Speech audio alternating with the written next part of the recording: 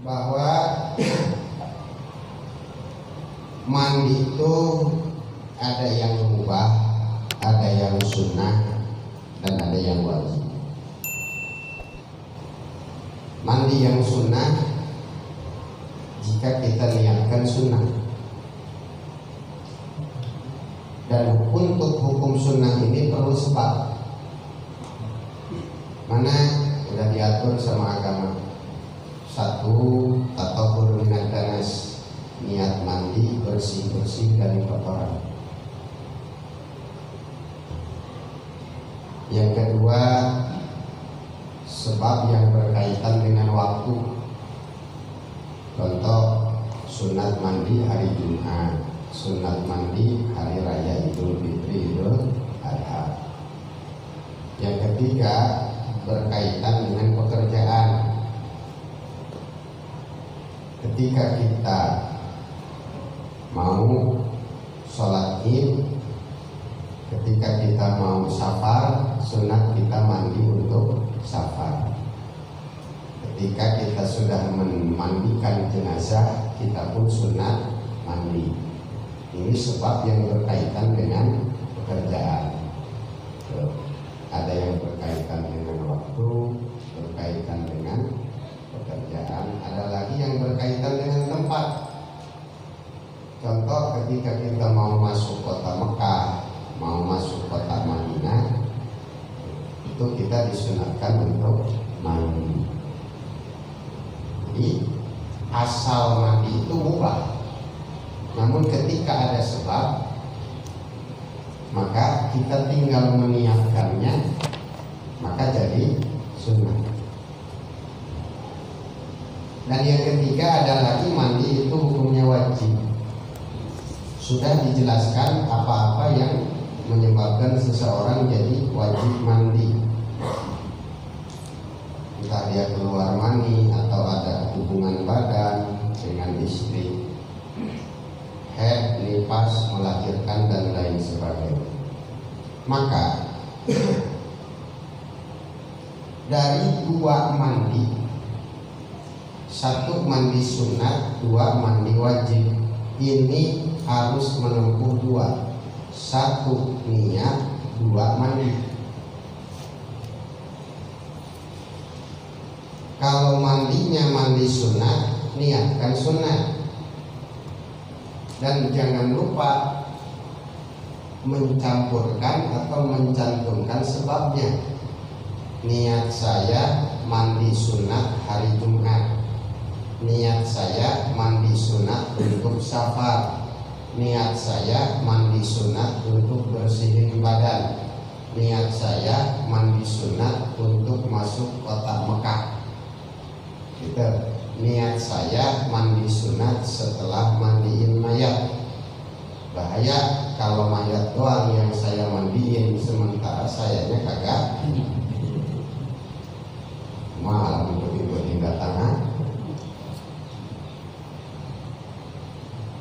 Hal yang sama pada mandi wajib, itu pun boleh niat saya mandi wajib, niat saya mandi wajib karena junub, niat saya mandi wajib karena haid, niat saya mandi wajib karena nifas, dan lain sebagainya.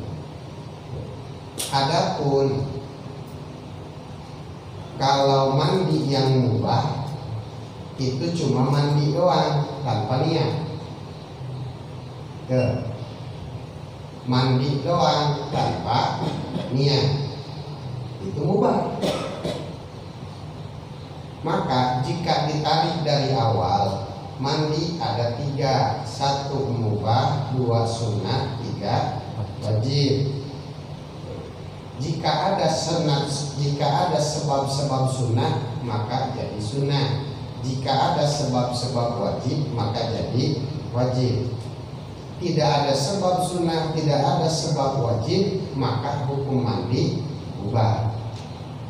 Perbedaannya, kalau mandi sunat dan wajib dalam prakteknya, kalau dua ini kudu pakai niat dan mandi. Adapun mandi ubah itu cukup mandi doang, kagak usah pakai niat. Oke, sampai di sini tidak dapat dipahami. Nah, kemarin udah bahas niatnya. Yang kedua, takmimu zohiri badanin hatal azfari wa syahri. Setelah kita niat, maka keharusan yang kedua meratai, membasahi seluruh tubuh. Lanjut tuh kali itu bima'in tohurin. Jangan aneh kalau di Fathul Muin redaksinya mengundang kita untuk berpikir. Jadi di itu ayat bima'in tohurin ba jar majrur, huruf jar asliyah membutuhkan muta'alaq. Ta'alluqna teh jauh. Karena naon ta'alluqna? Karena ta'mimu. Jadi bima'in al-ba'u harfu jarin al-jar wal majrur muta'alliqun bi ta'mimu, jauh. Mengartikannya begini, rukun mandi wajib yang kedua adalah membasuh seluruh badan dengan air yang suci dan mensucikan. Gitu. Nah, pertama kita bahas apa itu yang disebut takmim. Takmim itu isim khumasi anu mujarrad nama tina lafaz amma ya ummu.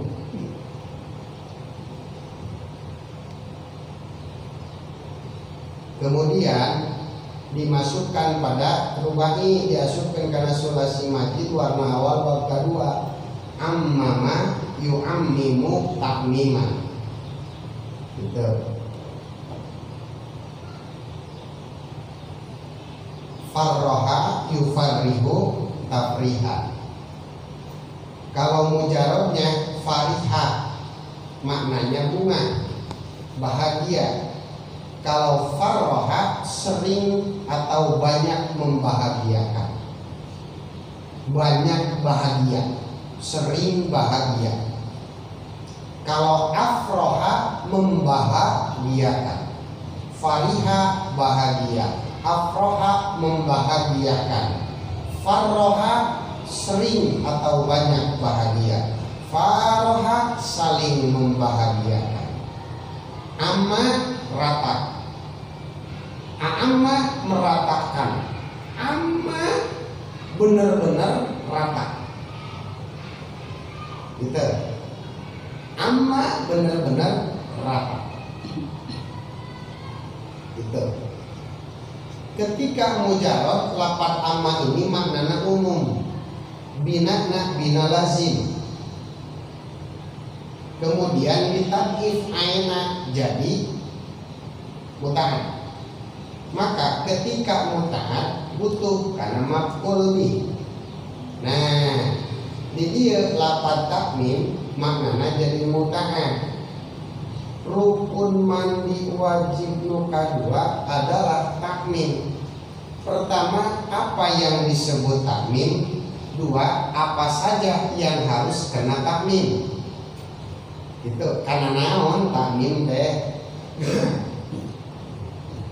Maka dia dijelaskan takmim itu meratai badan dengan air, membasuh badan dengan air. Apa saja yang harus kena air? Satu, zohiri badanin, badan bagian luar.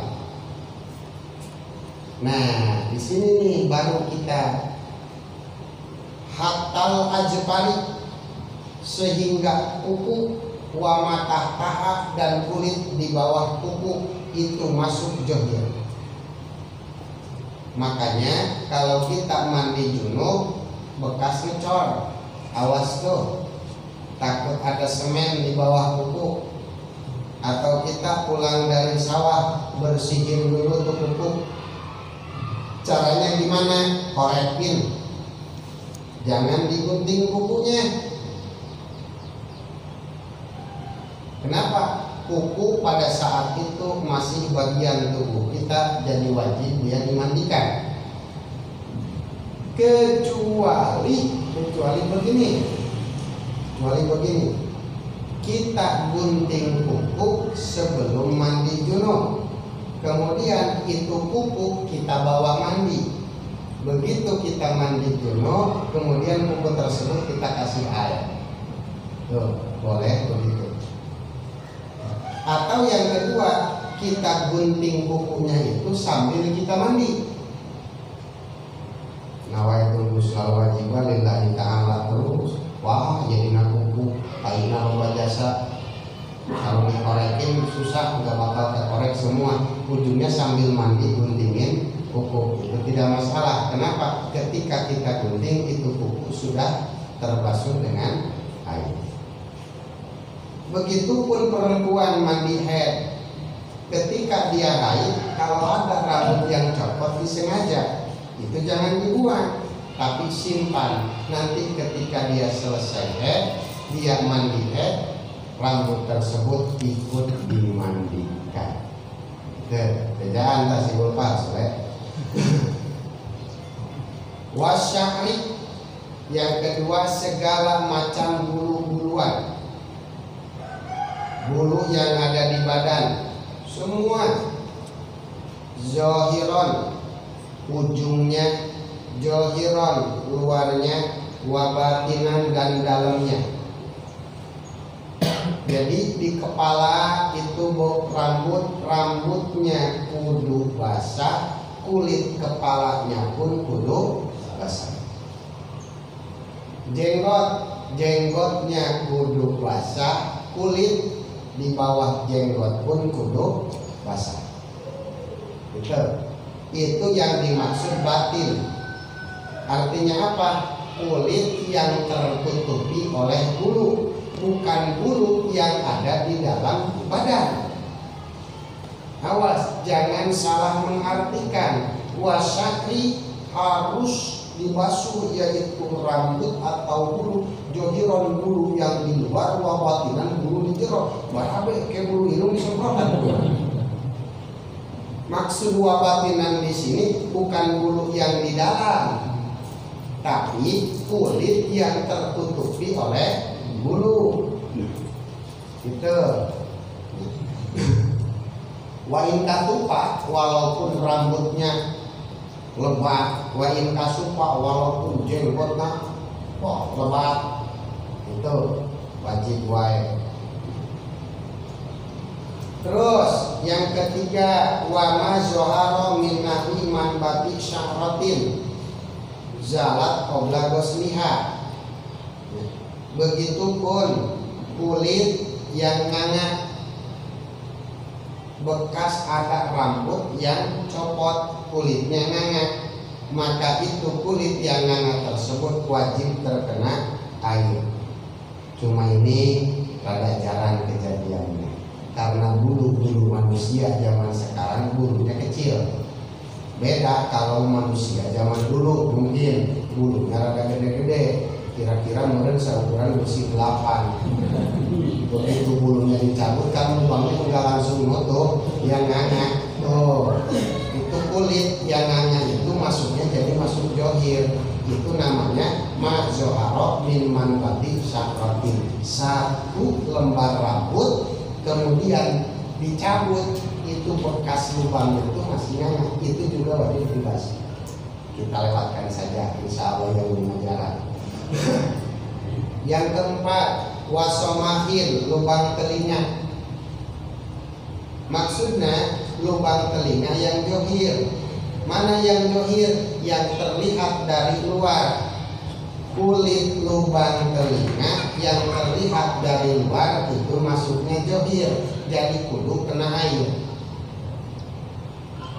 Tapi kalau kulit lubang telinga yang sudah tidak terlihat dari luar itu masuknya batin. Kalau batin maka itu tidak wajib kena air. Inilah anu jadi patokan. Jika ada pertanyaan misalkan tisitijan kaji kumaha lamun berpuasa mobil ngagere ceuli ieu tah tergantung jam. Kalau masukin jari ke kuping itu sampai dalam, melewati batas johir, maka batal puasa. Tapi kalau enggak dalam, masih di batas johir, maka itu tidak batal puasa. Persis seperti ngorong mobil, katanya gitu. Kalau ngorong ngajero teuing lewat dari batas johir, batal. Tapi kalau masih di luar batas johir itu tidak batal. Patokan johir dan batin adalah lubang telinga yang terlihat dari luar, itu johir. Pangrugi-rugi aja lemah batal puasa itu sebabnya ciri. Sebetulnya puasa itu kodok. Undang orang dewasa. Terus yang kelima, wa farji imra'atin inda julusiha ala qadamaiha. Begitupun kulit farji istri kita. Oh maaf, kulit farji perempuan. Ngomong istri kita, kasihan yang belum punya istri ya. Kulit farji perempuan. Nah, perlu diketahui bahwa farji itu, ya farji itu bagian-bagiannya ada 3. Itu 1 ayat farji luar, itu 2 ada farji ibarat ruang tamu, itu kata begitu disebutnya farji imro'atin anu indah julusiha ala qadamaiha. Jadi bagian farji yang ketika dia berdiri tidak akan terlihat, namun ketika dia jongkok akan terlihat. Nah, ini bagian kulit yang ini itu dihukumi zohir. Kemudian jika perempuan tersebut jongkok, ya ada kulit yang tidak terlihat, berarti itu batin. Itu, ya. Maka diambil kesimpulannya, farji perempuan itu ada johir, ada batin. Johir ada 2, 1 yang terlihat indal itlaq, lagi dia berdiri, lagi dia jongkok, dia tetap kelihatan. Yang kedua adalah bagian farji yang hanya akan terlihat ketika dia jongkok, maka itu pun termasuk johir. Nah, kulit yang ini ketika dia mandi junub maka wajib kena air. Gitu ya. Putijan ajarkeun. Prakteknya sok sia gara nago gara jongkok ya. Bawa pensil. Nah, ye. Jadi nah ini juga. Bawa pensil pakai ya pakai tangannya enggak apa-apa. Nah, iya. Oh, lengan ya ganti pakai yang lain, ini bisa dipakai nunjuk ya kan. Dulu saya pakai alasan mana? Di kelas ini kemudian wasukukin, ya, begitupun kulit-kulit yang belah pada kaki, ya. Mun bahasa sadeng mah disebutna rorombeheun. Ayeuna ngaranna mah Sela-sela. apa enggak ada di Nanggerang orang yang gitu?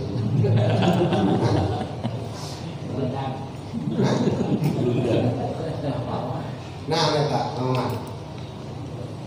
Eta orang gitu, perpecahan antar suku. Kulit pecah. Nah itu kan kulit pecah tuh lumayan. Kok malah mau diam? Mereka masuk ke sekalian. Mak dapat kulitnya baru lah saya mak. Kata lah mak kesal aja rata. Tapi itu ini sakit. Cuma siap. Nah ini agak kenal-kenalnya.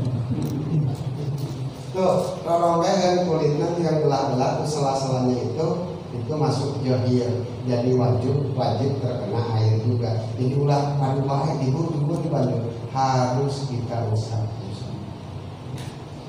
Ketujuh, wabatini judrin in fataha roksuhu, lamun tijan cenang atau misalkan si sule bisu pecah cenangnya, kemudian kulit yang kuningnya itu bolong, terbuka gitu, atau kulitnya ngelupas, kulitnya dan koneng katanya.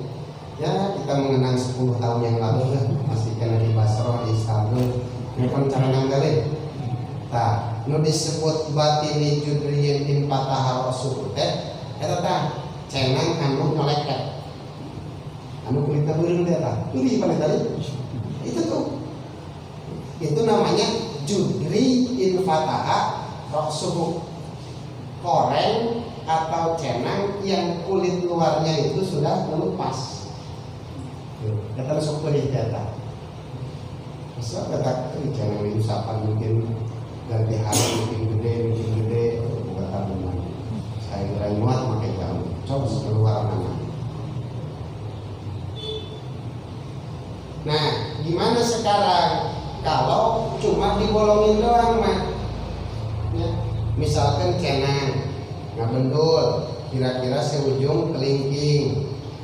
Itu nanahnya udah kenceng, kita colok pakai jarum, keluar tuh nanahnya.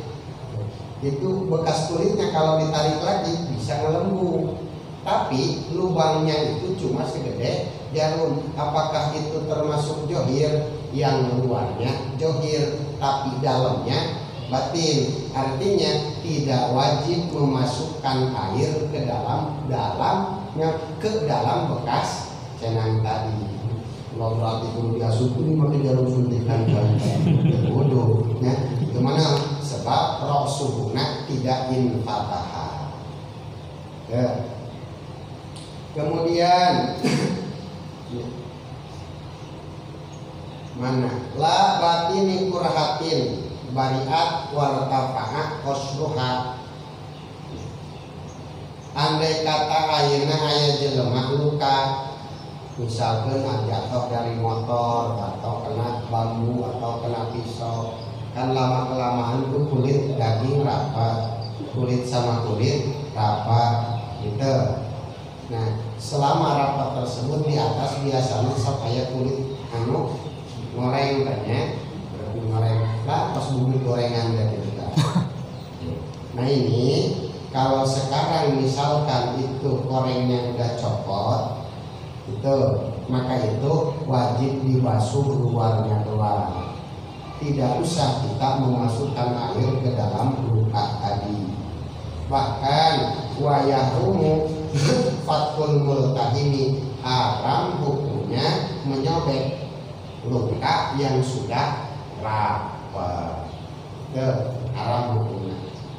Nah dia teh jadi dalil bahwa orang yang bertato pun dia ketika tobat dari tatonya ini tidak wajib bagi dia menghilangkan tatonya jika harus sampai mengelupaskan kulit. Jika cara menghilangkannya harus sampai menyayat kulit, tidak apa-apa, biarkan tato tersebut, kita bawa sholat, kita bawa mandi dan lain sebagainya, tidak masalah. Jika menghilangkannya itu harus sampai menyayat atau menyobek kulit, biarkan saja dulu. Adapun ditato itu hukumnya haram, dan haramnya ini lama. Pertama, ketika kita ditatonya sudah dosa. Dua, kita bangga akan tato tersebut, itu pun dosa. Bangga terhadap dosa adalah dosa. Gitu. Jadi selama kita masih membanggakan tato tersebut, maka setiap hari keran-keran dosa telah kita buka, ngocor terus. Namun ketika orang tobat menyesal, satu, tidak akan bertato lagi. Gitu. Nomor kedua, menyesal karena telah ditato. Tiga, tidak akan membangga-banggakan lagi tato, maka sudah orang tersebut dinyatakan taubat dari tato. Apakah wajib dihilangkan? Tidak wajib. itu, kecuali menghilangkan tatonya tidak menimbulkan harus menyayat kulit dan lain sebagainya. Itu cara ayeuna tato semakin merajalela, semakin loba jelema anu di tato, bahkan di Bekasi aya anak kiai ditato segala. Padahal cek Rasul, la'anallahu mutawassimin, Allah nutup orang-orang yang bertato. Ternyata tanda ayeuna akhir zaman hal-hal anu tertutup ieu kalah semakin rame, kalah makin jadi favorit. Itu sekarang banyak orang pada buka alat buka fitness, rame ayeuna jelema hebat-hebat body, saling membangga-banggakan badan. Kurang khawatir emang saya ikutan fitness, jangan ya kuat ya fitness segala dibangga-banggakan. Padahal cek Nabi, innallaha la yanzuru ila suwarikum wala yanzuru ila walakin yanzuru ila qulubikum. Allah tidak lihat potongan kita, Allah tidak lihat rupa kita, tapi yang Allah lihat hati.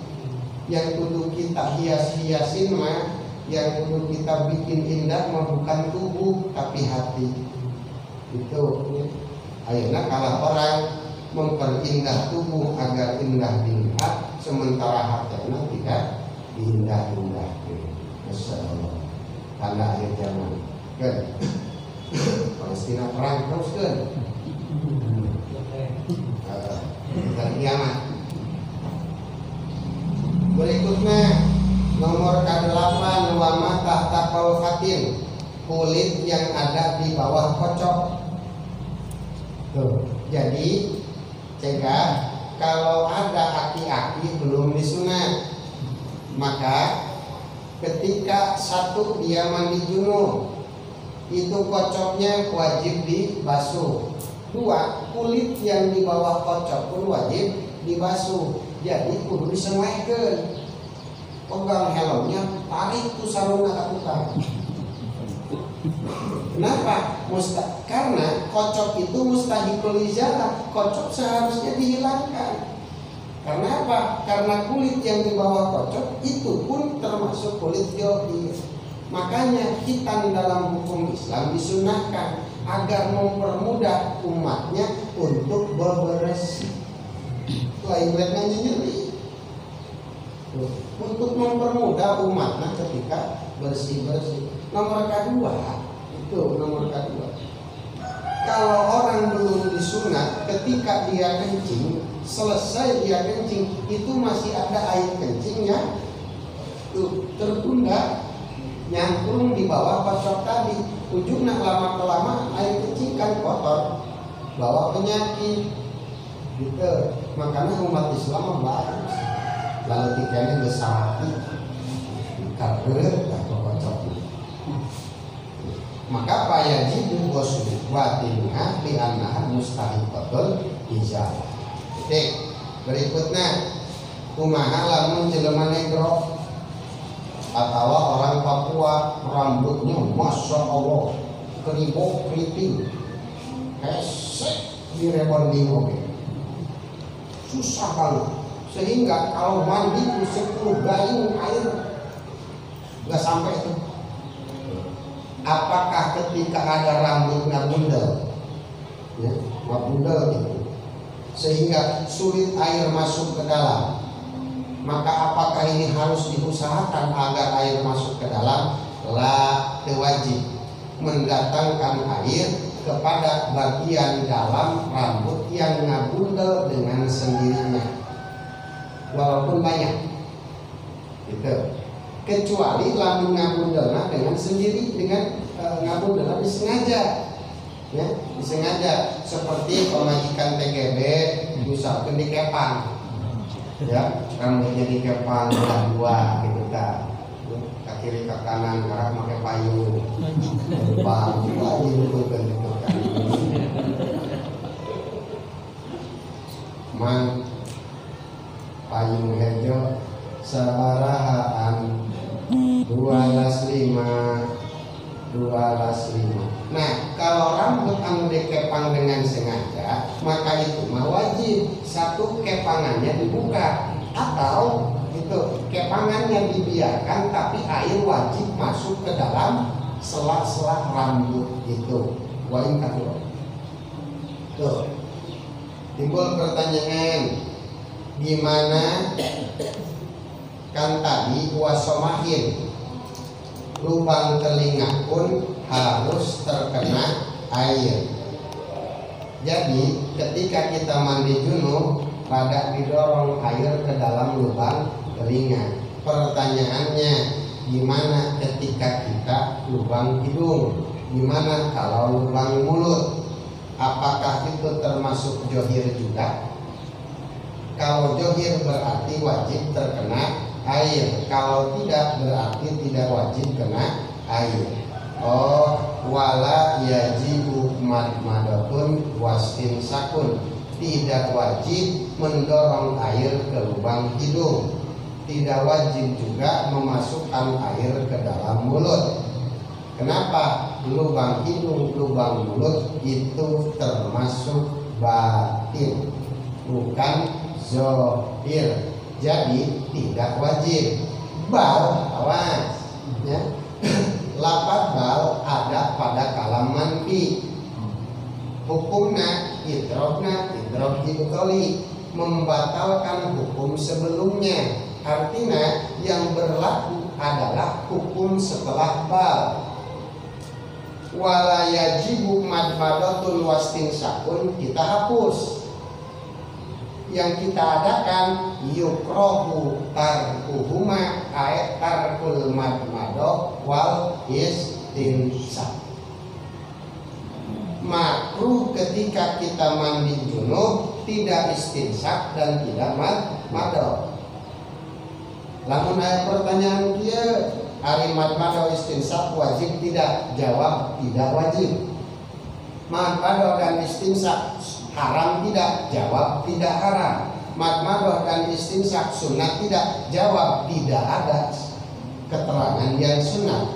Madmadah dan istinsak makruh tidak? Makruh. Madmadah istinsak ditinggalkan. Maka ketika kita istinsak karena kita menghindar yang makruh. Itu ya. Ketika kita istinsak dan madmadah dalam mandi junub itu karena kita menghindar pekerjaan yang makruh. Makruh lamun urang mandi junub tidak lantas istinsak kemudian tidak lantas madmadah. Gitu ya. Ya, nah ketika orang mandi junub, maka air mandi junub anu ideal tak pasti kita ya. Make sabun gosok-gosok kabeh. Terus pakai sampo gosok-gosok kabeh. Ya perlu pakai daun honje. Iya ya. Karak kurang ngabarkeun goe sorangan. Mun da keur kudu kenai. Wayak di junub umum ini wallahu